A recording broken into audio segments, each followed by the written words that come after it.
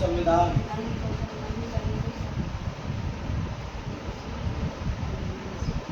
मौलिक अधिकार। मौलिक अधिकार।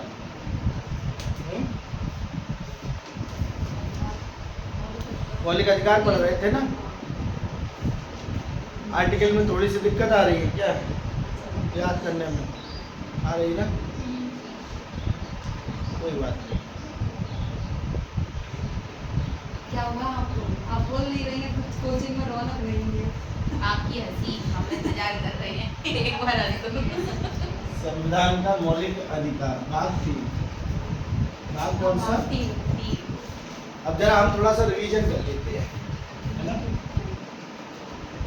रिवाइज करते हैं, देखते हैं कितना कुछ ध्यान में है। जल्दी स्पीड से देखने की कोशिश करिए। संविधान के पहले आर्टिकल से कहाँ से हम लोगों ने शुरुआत की थी। टोटल हम लोगों ने देखा था कि कितने अनुच्छेद थे टोटल आज वर्तमान में? 470 अनुच्छेद है। जब बना था तब कितने अनुच्छेद थे? 395 अनुच्छेद थे जब ये संविधान क्या था, बना था। और उसके बाद में आज वर्तमान में कितने अनुच्छेद हैं? 400। अनुसूचियां कितनी हैं? 12 अनुसूचियां हैं। इनके बारे में हम लोगों ने जानकारी प्राप्त करी थी। 12 अनुसूचियां याद होगी वो तो। तीसरी अनुसूची में क्या है? शपथ है, जितने भी मंत्री हैं। छठवीं अनुसूची में क्या है? मेघालय, मिजोरम, त्रिपुरा, SC ST क्षेत्रों के प्रशासन, मतलब इनमें AMTM। AM क्या था? AMTM क्या था? असम, मेघालय, त्रिपुरा, मिजोरम। मिजोरम के SC ST क्षेत्रों का प्रशासन। ST क्षेत्रों का ओनली ST क्षेत्रों, ST क्षेत्रों का प्रशासन। ठीक है। 11वीं अनुसूची में क्या था? ग्राम पंचायत। ग्राम पंचायत। और 12वीं अनुसूची में नगर पंचायत। 11वीं अनुसूची किस संशोधन से जुड़ी गई थी? 73। और 12वीं अनुसूची 74वें संवैधानिक संशोधन से जोड़ी गई थी। इसमें कुछ विषय लिखे गए हैं जिसमें नगर पंचायत, और कुछ विषय लिखे गए हैं जिसमें आपका ग्राम पंचायत और नगर पंचायत अपने विषय के अनुसार कार्य। ये जो अनुसूचियां थी, भाग 1 पढ़ा था हम लोगों ने। भाग 1 का अनुच्छेद 1 क्या था? अनुच्छेद 1 में नाम लिखा था किसका? भारत का। क्या अनुच्छेद था पहला? भारत के इंडिया जो कि भारत है, राज्यों का एक संघ होगा। क्या लिखा था? क्या लिखा था? इंडिया जो कि भारत है, राज्यों का एक संघ होगा। यही तो लिखा था। इंडिया जो कि भारत है, राज्यों का क्या होगा? एक संघ होगा। अनुच्छेद 1 में था। ठीक है। दूसरा अनुच्छेद क्या था? मतलब नए राज्य को अपने शामिल करने। अनुच्छेद 2। अनुच्छेद 2 किसी भी नए राज्य को भारत में शामिल करना। अनुच्छेद किस में था? 2 में था। नए राज्य को भारत में क्या करना है? शामिल। अनुच्छेद 3 क्या कहता था? अनुच्छेद 2 से कोई राज्य शामिल किया गया था, हमने बताया था। कौन सा था? नहीं, कौन सा राज्य शामिल किया गया था? सब किए तो कई सारे थे ना। गोवा नहीं सिक्किम बताया था, था? हाँ गोवा था, सिक्किम भी है। सिक्किम बताया था। चोग्याल वंश का शासन था, बताए थे ना। तो ये क्या किए गए थे? भारत में शामिल किए गए थे। अनुच्छेद कौन सा है? 3। अनुच्छेद 3 क्या था? अनुच्छेद 3 में काहे की नाम सीमा क्षेत्रफल, किसी भी नए राज्य की नाम सीमा क्षेत्रफल या किसी भी राज्य की उसमें क्या करना? परिवर्तन करना। कॉपी बंद कर दो, कॉपी नहीं खोलनी है। राज्य सीमा, राज्य की नाम सीमा और क्षेत्रफल में क्या करना है? परिवर्तन करना। नाम सीमा और क्षेत्रफल में परिवर्तन करना। ये क्या कहला रहा था? आर्टिकल 3। फिर हम लोगों ने और क्या देखा था? भाग 2। भाग 2 यानी क्या था? भाग 2 पहले में नाम थे, दूसरे में क्या थी? नागरिकता। हे भगवान, पूरा पूरा टॉपिक पढ़ाया है नागरिकता। जन्म से पत्ती से जब भी लगे कि भूल रहे हैं तो उसमें वीडियो पढ़ा है, देख लिया जाए। ठीक। हाँ, सही बोला। भाग 2 नागरिकता। भाग 2 कौन सा है? नागरिकता। नागरिकता मतलब हम इस देश के नागरिक हैं। किस आधार पर हमें नागरिकता मिलती है? जन्म, उत्पत्ति, आवेदन, देशीकरण और कौन सा था? अधिग्रहण। इन्हीं आधार पर तो नागरिकता मिल रही थी ना। जन्म, जिस बच्चे का जन्म यहाँ पर होता है, जिस देश में होता है, उसकी नागरिकता मिल जाती है। उत्पत्ति, माता पिता यदि भारतीय हैं, बच्चे का जन्म कहीं दूसरे देश में होता है तो उनके माता पिता के आधार पर उसको नागरिकता मिल जाएगी। आवेदन, कोई विदेशी मूल की स्त्री क्या करती है? भारतीय मूल के पुरुष से क्या करती है? विवाह करती है, तो आवेदन करने के लिए क्या हो जाएगी? तो भारत का आवेदन कर सकती है। देशीकरण का मतलब क्या होता है? किसी भी राज्य पर यदि भारत क्या करता है, भारत का अधिकार हो जाता है तो फिर वह उसको अपने राज्य में शामिल किया जा सकता है। ये किसके अंतर्गत आता है? अधिग्रहण के अंदर आता है। किसके अंतर्गत आता है? अधिग्रहण। और देशीकरण होता है 10 वर्ष तक निवास करता है। कोई भी नागरिक यदि 10 वर्ष तक भारत में निवास करता है तो वह भारतीय नागरिकता के लिए आवेदन कर सकता है। ये किसमें आता है? देशीकरण के अंदर। किसके अंदर आता है? देशीकरण। समझ गए? और अधिग्रहण, किसी भी राज्य को क्या कर लिया? जीत लिया, तो वहाँ के नागरिक सीधे सीधे भारत के अंदर आ जाए। समझ गए? कितने आधार पर नागरिकता थी? 5 आधार। कौन से आधार पर थी? ठीक है। नागरिकता कितने से कितने भाग में थी? कितने से कितने अनुच्छेद में थी? 5 से 11। 5 से 11 में थी ना। 5 से इतनी कहानी थी ना। नागरिकता हटती कैसे है? किसी के द्वारा अगर गलत तरीके से नागरिकता प्राप्त कर ली जाए या वो कोई गलत कार्य करता है तो सरकार उसको क्या कर सकती है? हटा सकती है नागरिकता के द्वारा। इतना समझ में आया? इतने में कोई दिक्कत तो नहीं है? अब आगे भाग 3 में। कौन से भाग में आगे? भाग 3। यही हम लोग आजकल टॉपिक पढ़ रहे हैं। भाग 3 का नाम है मौलिक आ से अधिकार, आ से अमेरिका। यही तो बताया था। आ से अधिकार, आ से अमेरिका। और इस आ में से ये हटा दिया था तो बन गया था 3, इसलिए ये बन गया मौलिक अधिकार। क्या बन गया? मौलिक अधिकार। अब देखिए, इनको मौलिक क्यों कहा जाता है? क्योंकि ये अगर हट गए तो संविधान में आत्मा क्या हो जाएगी? खत्म हो जाएगा। संविधान में कोई मतलब नहीं रह जाएगा। इसी उद्देश्य से हमने इनको जोड़ा है। और ये क्या होते हैं? प्रवर्तनीय होते हैं। क्या होते हैं? प्रवर्तनीय का मतलब क्या होता है? न्यायालय, हाई कोर्ट नहीं, सुप्रीम कोर्ट। किसके द्वारा? सुप्रीम कोर्ट के द्वारा ये क्या किए जा सकते हैं? लागू करवाए जा सकते हैं। यानी इसमें लिखी हुई कोई भी बात यदि अगर उल्लंघन होता है तो आप सीधे सर्वोच्च न्यायालय में जा सकते हैं और सर्वोच्च न्यायालय में जाकर उसको क्या करवा सकते हैं? लागू करवा सकते हैं। यही तो प्रवर्तनीय का मतलब था। हम लोगों ने पढ़ा था 12 से 30, 32 से 35, 12 से 30, 32 से, यही तो पढ़ा था।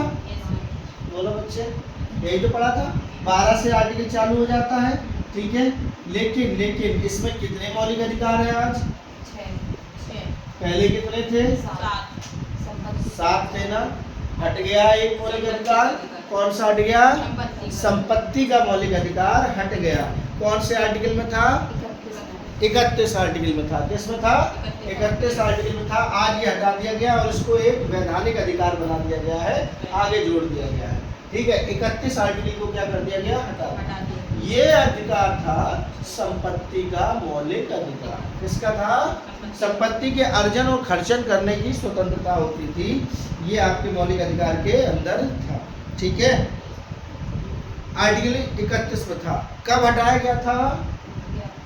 कौन से संवैधानिक संशोधन से? चबा के हटाया था। चबा कर हटाया था 1978। 4 + 4 = 8। 44वें संवैधानिक संशोधन 4 + 4 = 8। इसके द्वारा इसको संपत्ति के मौलिक अधिकार को हटा दिया गया। नहीं याद थी? नहीं था याद? गया। चबा चबा के संपत्ति ये का तो मौलिक याद है अधिकार सर। हटा दिया ये- गया। इधर वो 44 4 4 प्लस हम्म, याद आ गया। ये तो कल भी आपने पूछा था, तब मैम ने बताया। हटा दिया गया था 1978 1978।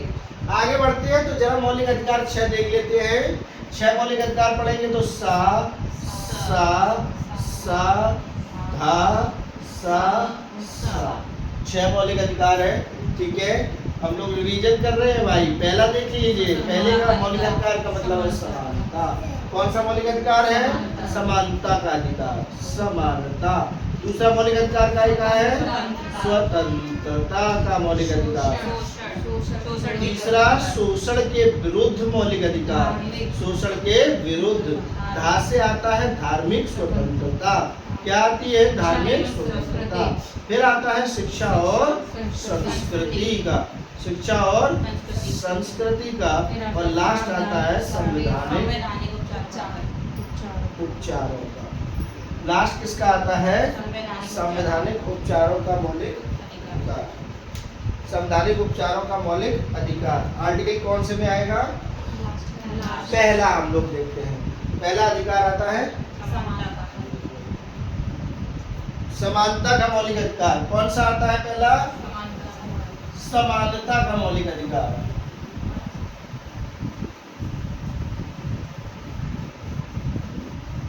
समझ में आ रहा है? पूरा वही रिवाज है जो पढ़ा चुके हैं। जो नंबर वन कौन सा मौलिक अधिकार है? समानता।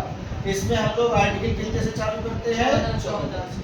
14 हमने बताया था 14 ऐसे करके कुछ बताया था, इसको बना दिया था हमने 14 के कारण चेयर। और चेयर में हमने कुछ जोड़ा था।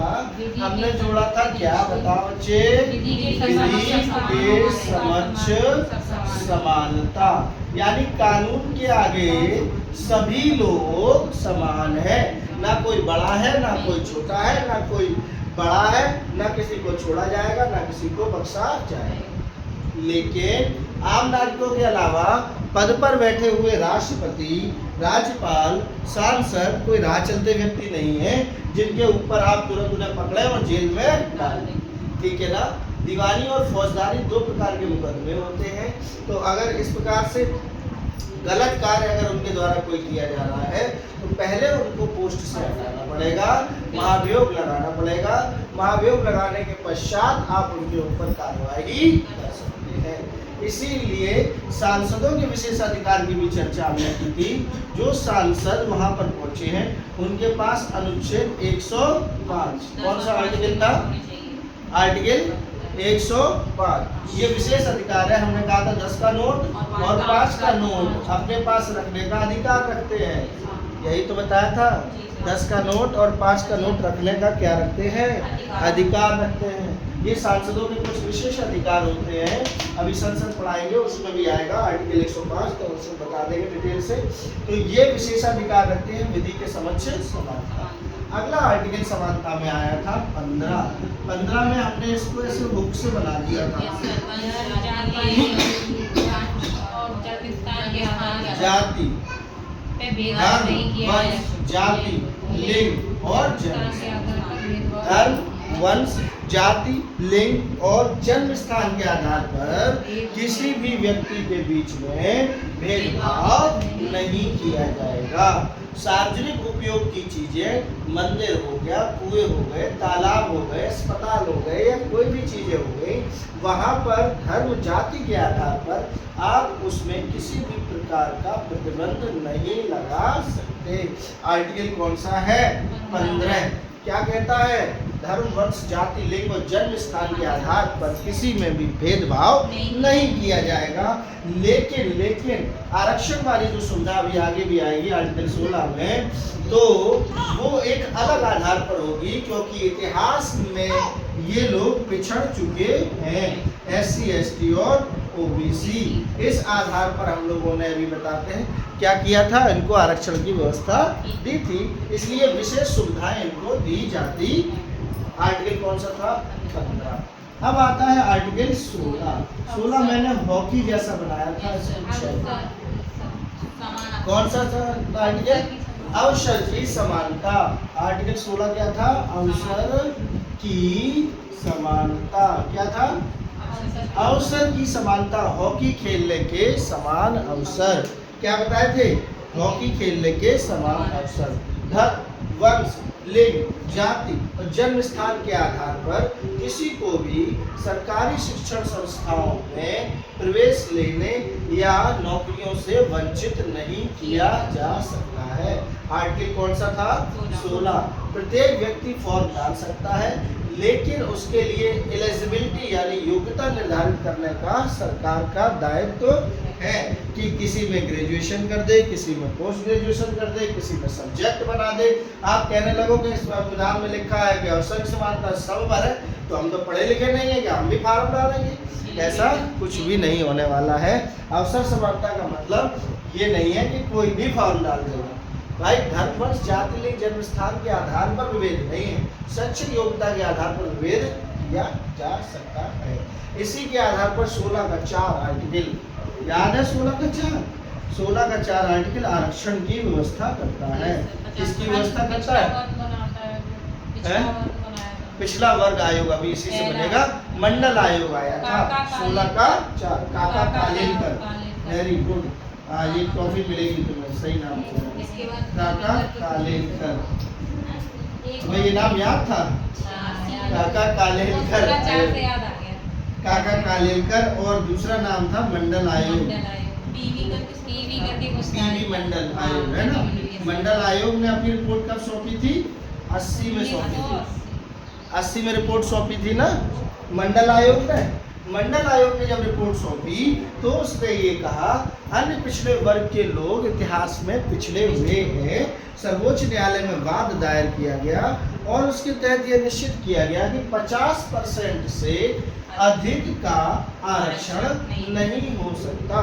लेकिन एक सरकार थी, उसने 50% से ज़्यादा का आरक्षण जो है वो अपने नागरिकों को दे रखा था। ठीक है, 50% से ज़्यादा का आरक्षण की सीमा जो थी वो निर्धारित कर दी गई थी तमिलनाडु की। ठीक है, तमिलनाडु की सरकार ने 50% से ज़्यादा का आरक्षण दे दिया था। ठीक है, तो इसमें इन्होंने क्या एक सीमा निश्चित कर दी, 50% तक आप मैक्सिमम आरक्षण दे सकते हैं सरकारी सेवाओं में या शिक्षण संस्थानों के अंदर। यही बात तो लिखी है, समझ गए? आर्टिकल 16 का 4 आ गया अब दिमाग में। आरक्षण से संबंधित बात को यहाँ पर कहता है। अगला आता है आर्टिकल, हम लोग पढ़ते हैं, आर्टिकल आता है 17। 17 का मतलब होता है सब तरह की छुआछूत बंद। छुआछूत का दूसरा नाम है अस्पृश्यता। अस्पृश्यता क्या नाम है छुआछूत का? अस्पृश्यता। अस्पृश्यता, अस्पृश्यता का अर्थ होता है छुआछूत। 17 ट्रिक बताई थी सब तरह। 17 का मतलब है सब तरह की छुआछूत को बंद कर दिया जाएगा।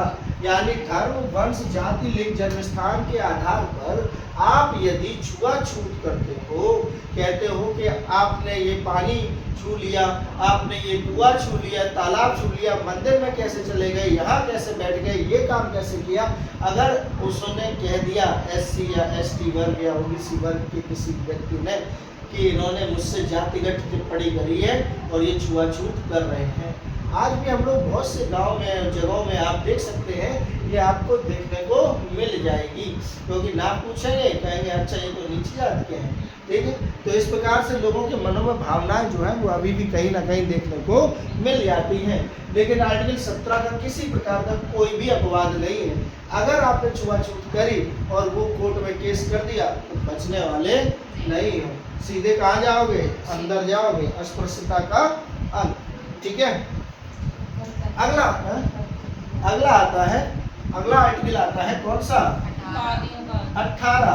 18 को हमने ऐसे कर दिया था, एक चश्मा बना दिया था और हमने एक उपाधि दे दी थी, चश्मेश्वर की उपाधि। एक ट्रिक बताई थी, चश्मेश्वर की उपाधि।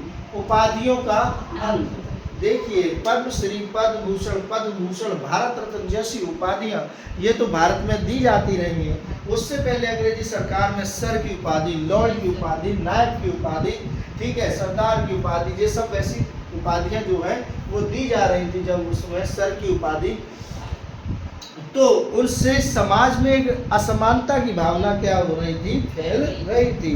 कैसी असमानता, ये अपने आप को ऊंचा समझने लगे थे।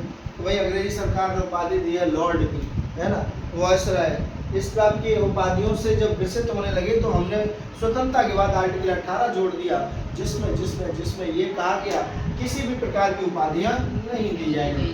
स्वतंत्रता के पश्चात जो भारत रत्न, पद्मश्री, पद्म भूषण, पद्म विभूषण जैसी उपाधियां दी जाने लगी, तो जनता पार्टी की सरकार ने कहा आर्टिकल में लिखा है ये उपाधियां हैं, इनको नहीं देना चाहिए और बंद कर दिया।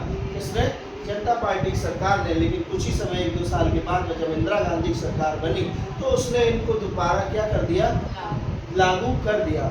लेकिन इन उपाधियों के पश्चात जब कोर्ट में केस पहुंचा तो यह निश्चित किया गया सुप्रीम कोर्ट ने कि ये उपाधियां नहीं है, ये सम्मान है, ये अवार्ड है या सम्मान है, इनको किसी भी प्रकार से उपाधियों से तुलना नहीं की जानी चाहिए और इनको कंटिन्यू कर दिया।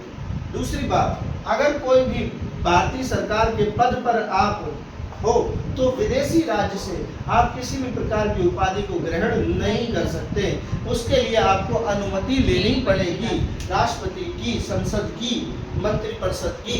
व्यवहार में सारी राष्ट्रपति की जो अनुमतियां होती है वो मंत्रिपरिषद की अनुमतियां होती है, उनकी अनुमति लेनी पड़ेगी, तभी आप विदेशी राज्य से उपाधि ले सकते हो। आप न्यूज में सुनते रहते हो कि बड़े बड़े लोगों को, अमिताभ बच्चन को, शाहरुख खान को, राष्ट्रपतियों को, इन लोगों को अलग अलग देशों से उपाधियां मिलती रहती है ना, तो ये सब स्वीकृति के साथ मिलती हैं, बिना स्वीकृति की उपाधियां धारण नहीं की जा सकती। आर्टिकल कौन सा था, 18। समझ में आ रहा है कि नहीं आ रहा है, आ गया, याद हो गया जो कह रही थी, हाँ क्या कह रही है? 19वां आर्टिकल, आर्टिकल कौन सा है, 19वां, 19, टीन एज है, क्या एज है, टीन एज है, ट्रिक बताई थी। टीन एज की लास्ट एज 19 होती है और इसके बाद में बच्चा स्वतंत्र होना चाहता है। क्या होना चाहता है, स्वतंत्र, ये ट्रिक है याद करने की। स्वतंत्रता, स्वतंत्रता चाहता है बच्चा टीन एज में, 19 के बाद में, ठीक है। अब इसमें टोटल मिलाकर कितनी प्रकार की स्वतंत्रताओं की बात की गई थी, देखिए। सबसे पहली स्वतंत्रता कौन सी थी, सबसे पहली स्वतंत्रता थी विचार और अभिव्यक्ति की स्वतंत्रता, विचार और अभिव्यक्ति की स्वतंत्रता। दूसरी स्वतंत्रता कौन सी थी, शांतिपूर्ण शस्त्र रहित सम्मेलन करने की स्वतंत्रता, यानी शांतिपूर्ण शस्त्र रहित सम्मेलन करने की स्वतंत्रता। तीसरी स्वतंत्रता कौन सी थी, संघ बनाने की स्वतंत्रता, कौन सी थी, संघ बनाने की स्वतंत्रता, ठीक है। चौथी कौन सी थी, आवागमन की स्वतंत्रता, आवागमन, यानी कि आप इस देश में कहीं भी आ सकते हैं। पांचवी थी निवास करने और बस जाने की स्वतंत्रता, निवास करने और बस जाने की स्वतंत्रता। और छठवीं थी व्यवसाय की स्वतंत्रता, व्यापार या व्यवसाय। 6 स्वतंत्रताएं टोटल है। विचार अभिव्यक्ति की स्वतंत्रता क्या कहती है कि आप अपने, अगर किसी भी बात जो सरकार की है उससे आप सहमत नहीं है तो आपको किसी न किसी प्रकार से क्या करना पड़ेगा, अगर आप सरकार की बात से सहमत नहीं है तो आप उसका विरोध कर सकते हैं। शांतिपूर्ण ढंग से अपने विचार जो भी आपके आ रहे हैं उनको आप क्या कर सकते हो, रख सकते हो। अभी वही रखा जा रहा है ना, विरोध किया जा रहा है, आप उनकी बातों को रख रहे हो, आपको पसंद नहीं आ रही है, आप विरोध करिए।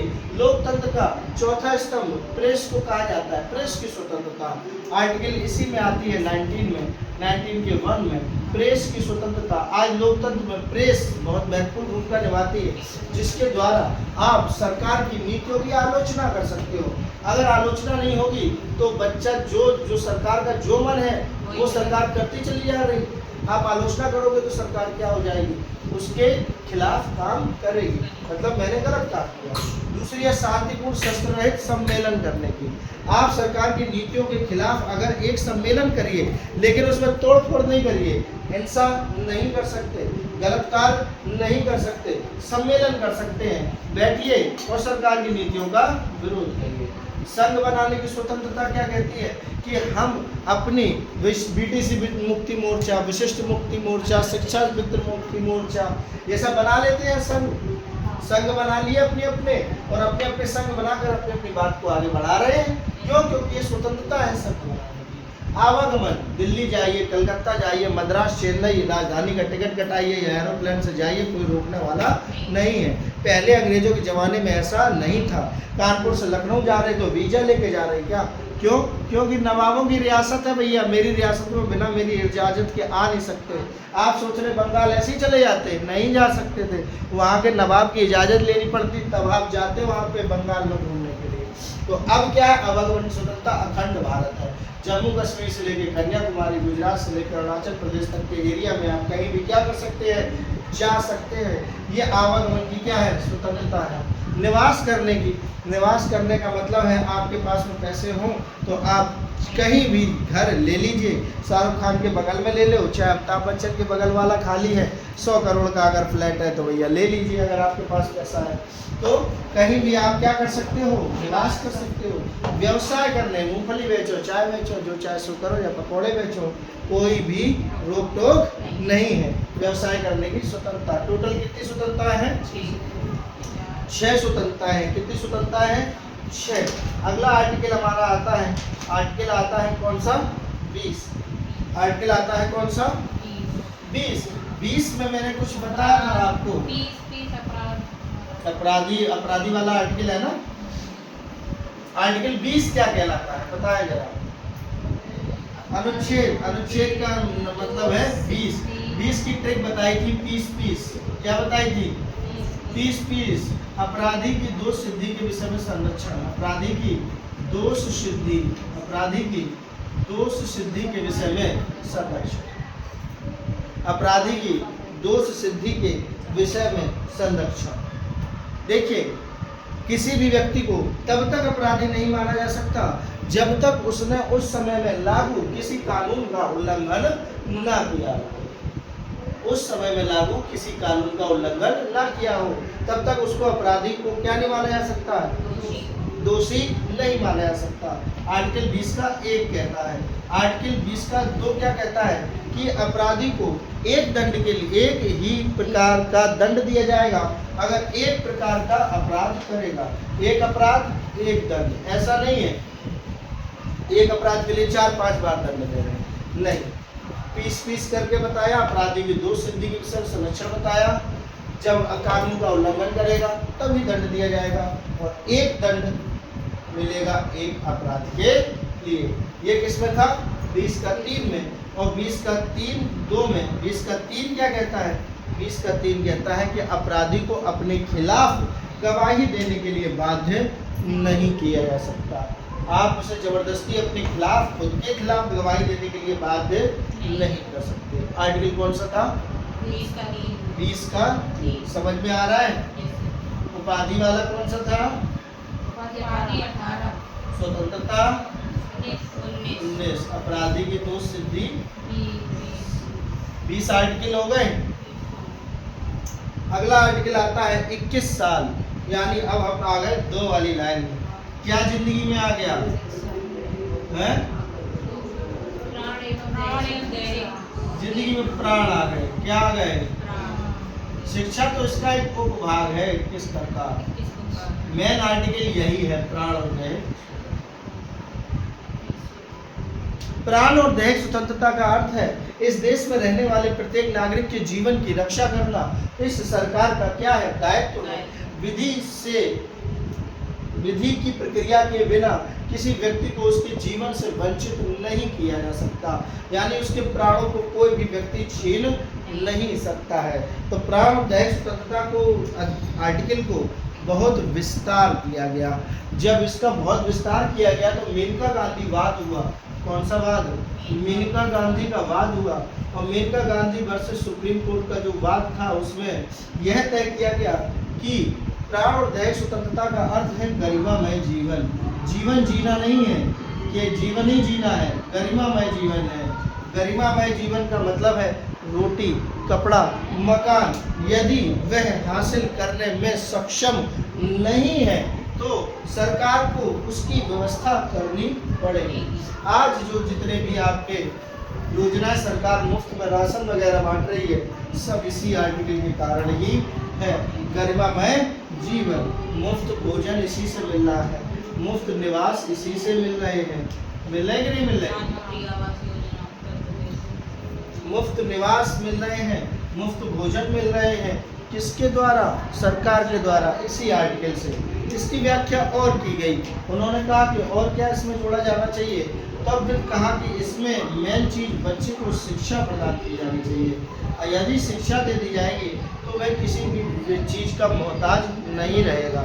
इसलिए 86वां संवैधानिक संशोधन किया गया और शिक्षा को एक मौलिक अधिकार बना दिया गया। क्या बना दिया गया? मौलिक अधिकार। शिक्षा को मौलिक अधिकार, आर्टिकल अनुच्छेद 21 का अनुच्छेद 21 का जोड़ा गया और इसमें लिख दिया गया कि ये प्राण और दैहिक स्वतंत्रता के साथ जुड़ी हुई चीज है और वो है शिक्षा। ठीक है, 6 से 14 वर्ष के बच्चों के लिए, 6 से 14 वर्ष के बच्चों के लिए अनिवार्य और निःशुल्क शिक्षा प्रदान की जाएगी। कैसी? अनिवार्य और निःशुल्क शिक्षा प्रदान की जाएगी। इस अनिवार्य और निःशुल्क शिक्षा के तहत उन्होंने कहा कि पोषण युक्त भोजन भी दिया जाना चाहिए, जिससे बच्चे का सिर्फ स्वास्थ्य व शरीर ही भी विकसित हो। मिड डे मील योजना इसी में ही जोड़ी गई। मिड डे मील योजना चालू की गई, जिससे कि बच्चे को क्या दिया जाएगा? पोषण युक्त भोजन भी प्रदान किया जाएगा। 86वां संवैधानिक संशोधन सन 2002 में आया। कब आया था? सन 2002 में 86वां संवैधानिक संशोधन हुआ था। ठीक है, कहानी समझ गए? आर्टिकल कौन सा था? 21 आर्टिकल हो गया। अब हम लोग पहुंच गए मनमानी गिरफ्तारी पर। आर्टिकल कौन सा था?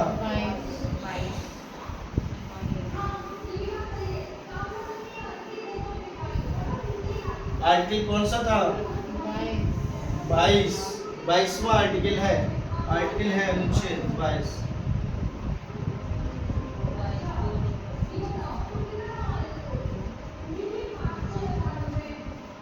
अब क्लियर हो गई चीजें कि नहीं हुई अभी? मनमानी गिरफ्तारी के विषय में संरक्षण। गिरफ्तार किए गए व्यक्ति को आर्टिकल 22 में लिखा गया है 24 घंटे, पहले तो गिरफ्तारी का कारण बताना पड़ेगा, 24 घंटे के अंदर न्यायालय के सम्मुख उसको प्रस्तुत करना पड़ेगा। क्यों? क्योंकि इससे समय से ज़्यादा आप उसको अंदर नहीं रख सकते। लेकिन एक स्थिति निवारक नज़रबंदी किया जाती है। निवारक नज़रबंदी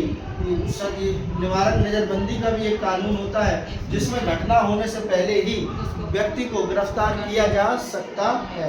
क्या किया जा सकता है? गिरफ्तार किया जा सकता है, जिसमें उसको कारण बताना या मजिस्ट्रेट के सम्मुख प्रस्तुत किया जाना 24 घंटे में शामिल नहीं है। ठीक है, 3 महीने तक आप इसको रख सकते हो। उसके बाद में आपको एक क्या बनानी पड़ेगी? कमेटी, आयोग, जिसमें सब हाई कोर्ट के क्या होंगे? जज होंगे। वो ये निश्चित करेंगे कि इसको कंटिन्यू किया जाना चाहिए या नहीं किया जाना चाहिए। कोटा, टाडा, रसूका, ये बहुत कठोर कानून है। इनके तहत लोगों को क्या किया जाता है? गिरफ्तार किया जाता है। ये बहुत ही ज़्यादा क्या है? कठोर कानून है। कौन से आर्टिकल में लिखा है मनमानी गिरफ्तारी? 22। आर्टिकल 23 और 24 एक साथ आते हैं। आर्टिकल 23 और 24 कौन से आर्टिकल? शोषण के विरुद्ध अधिकार। आर्टिकल 23 और याद है? 23 और 24 जिंदगी के वो साल है जो शोषण के विरुद्ध अधिकार की बात करते हैं। शोषण वाले साल है, शोषण वाले। और आर्टिकल 25 में गृहस्थ आश्रम में प्रवेश करते हैं धर्म के साथ। आर्टिकल 25 में ब्रह्मचर्य के बाद गृहस्थ आश्रम आता ना 25 साल के बाद। ट्रिक बता रहे हैं, ठीक है। 25 साल में गृहस्थ आश्रम में धर्म के साथ प्रवेश करते हैं। ठीक है, तो 23-24 में शोषण होता है। शोषण क्या है? कारखानों में, खानों में या खतरनाक जगहों पर आपको 14 वर्ष से कम वर्ष के बच्चों को आप नहीं लगा सकते हो। ये तो आर्टिकल कौन सा कहता है? 24। और आर्टिकल 23 में लिखा है मनुष्य के बलात् श्रम या बेगार या दुर्व्यापार का निषेध करता है। यानी अब लोग खरीदे बेचे नहीं जा सकते। जैसे कि पहले ज़माने में लोग क्या थे? दास बना लेते थे, गुलाम बना लेते थे, खरीद लेते थे। ठीक है ना?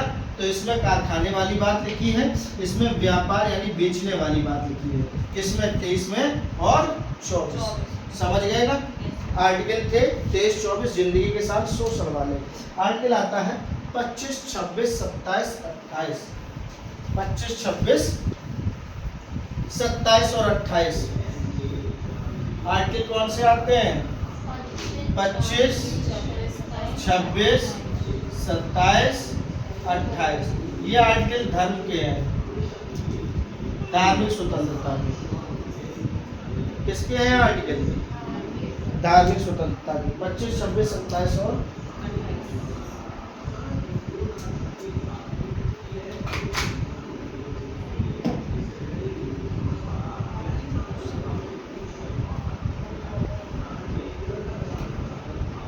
25, 26, 27 और 28 आर्टिकल आते हैं। पहले नंबर आर्टिकल 25 क्या कहता है कि मेरी इच्छा है, मैं जो चाहूं वो धर्म मैं स्वीकार कर सकता। आप जो अपनी इच्छा हो उसको आप बाध्य नहीं किया जा सकता, आप अपने अनुसार अपना धर्म स्वीकार कर सकते हैं। 26 आर्टिकल क्या कहता है? आपने जो धर्म अपनाया है आप उस धर्म का प्रचार प्रसार कर सकते हैं, कोई भी रोकने वाला आपको नहीं। सिख है, बौद्ध सिख है तो आप सिख धर्म का करिए, बौद्ध है बौद्ध धर्म का करिए, मुस्लिम है मुस्लिम धर्म का करिए, हिंदू है हिंदू धर्म का करिए प्रचार प्रसार। ठीक है, तो ये प्रचार प्रसार की बात करता है। तीसरा क्या कहलाता है? कर देने के लिए बाध्य नहीं किया जा सकता। यानी अभी तक हम लोगों ने हिस्ट्री में जजिया कर पढ़ा था, जो एक प्रकार का धार्मिक कर था जो गैर मुसलमानों से लगता था।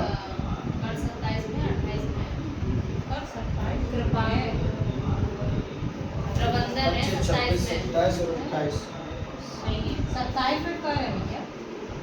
धार्मिक 28 शिक्षा में उसका 28 में। वित्त पोषित शिक्षण है। कर 27 में तो है, सही तो है, कर 27 में था है, 26 में था प्रचार प्रसार। कोई प्रबंधन और प्रचार हो ना 26 में। ठीक है, प्रचार प्रसार कर सकते हैं। चल अचल संपत्ति को, चल अचल संपत्ति को रखने का अधिकार होता है आर्टिकल कौन से में? 26 में। कर यानी कि आपको जजिया जैसा जो कर है उसको देने के लिए बाध्य नहीं किया जा सकता। और 28 में क्या था? 28 में था राज्य द्वारा वित्त पोषित शिक्षण संस्थाओं में किसी भी प्रकार की धार्मिक शिक्षा देने का अधिकार नहीं। लेकिन अगर कोई भी संस्था राज्य द्वारा वित्त पोषित नहीं है तो आप उसमें क्या दे सकते हो? धार्मिक शिक्षा प्रदान कर सकते हो। ये था आपका 25, 26, 27 और 28। पहले 25 का मतलब जो चाहो वो धर्म अपनाओ, दूसरे 26 का मतलब प्रचार प्रसार करो, चल अचल संपत्ति बनाओ, दान दो, ट्रस्ट बनाओ। और 27 में टैक्स नहीं ले सकते हो धर्म के आधार पर। 28 में क्या है? आपको धार्मिक शिक्षा का निषेध करता है। किसमें? सरकारी स्कूल में। किसमें? सरकारी राज्य द्वारा वित्त पोषित। आ गया आर्टिकल 29 और 30। शोषण के बाद में आर्टिकल 7 आता था। कौन सा 7 था? शिक्षा और संस्कृति का अधिकार। आर्टिकल था 29, आर्टिकल था 30। ये आर्टिकल जो 30 है संविधान में इकलौता आर्टिकल है जो अल्पसंख्यक शब्द का प्रयोग करता है। अल्पसंख्यक वर्ग। इसमें भी लिखा है कि वे व्यक्ति जो भाषाई या धार्मिक आधार पर अल्पसंख्यक है यानी संख्या में कम है, वो अपने अनुसार शिक्षण संस्थाएं या अपनी संस्कृति को बनाए रख सकते हैं। अपनी संस्कृति को क्या कर सकते हैं? बनाए रख सकते हैं। ये क्या कहता है? अल्पसंख्यक वर्ग भाषाई या धार्मिक आधार पर जो अल्पसंख्यक वर्ग है वो अपने लिए शिक्षण संस्थाएं खोल सकते हैं। किस क्या कर सकते हैं? शिक्षण संस्थाएं खोलने का अधिकार रखते हैं। आर्टिकल कौन सा था? 30। कौन सा आर्टिकल था? 30। तो इतना हम लोगों ने पढ़ लिया है। 32 भी हो गया था वो लैंग्वेज की रिटेन। समझ गए? 31 आर्टिकल में संपत्ति का मौलिक अधिकार था जो चवा के 44वें संशोधन के द्वारा हटा दिया गया। अब हम लोग पढ़ेंगे कौन सा अधिकार? 32 मौलिक अधिकार संवैधानिक उपचारों का। अब कोई कंफ्यूजन तो नहीं है इनमें सामने? ये सब हमने रिवाइज करना जरूरी था। क्योंकि एक साथ पढ़ने के साथ शायद दिमाग में चीज़ें एक साथ रह जाएंगी। ठीक है, आर्टिकल हेडिंग डालो 32वां। हो गया तो इसमें डिटेल लिख दीजिए।